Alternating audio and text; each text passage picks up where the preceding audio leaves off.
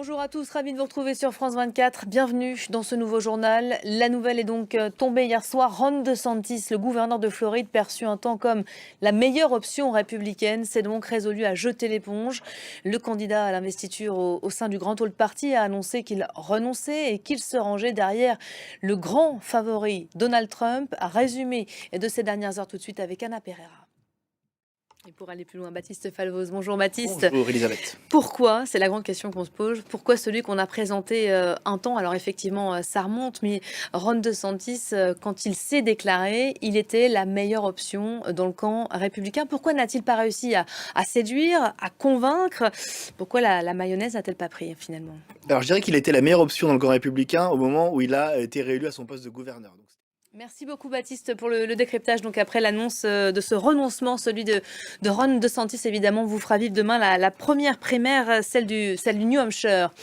La situation humanitaire maintenant dans la bande de Gaza, elle ne pourrait pas être pire. Voilà les mots prononcés par Josep Borrell ce matin. Et le Premier ministre polonais est arrivé en Ukraine. Donald Tusk qui a entamé sa première visite à Kiev où il doit rencontrer aujourd'hui Volodymyr Zelensky. Alors que l'Ukraine affirme avoir abattu cette nuit 8 nouveaux drones sur le pays.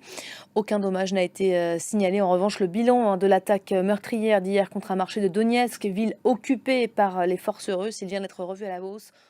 Le monde agricole européen est en pleine ébullition, de la Pologne à la France, en passant par l'Allemagne. La colère gagne du terrain, les agriculteurs multiplient aussi les actions et menacent même d'occuper de plus en plus le terrain. Si les revendications sont diverses, tous dénoncent globalement aujourd'hui les normes imposées par l'Union européenne.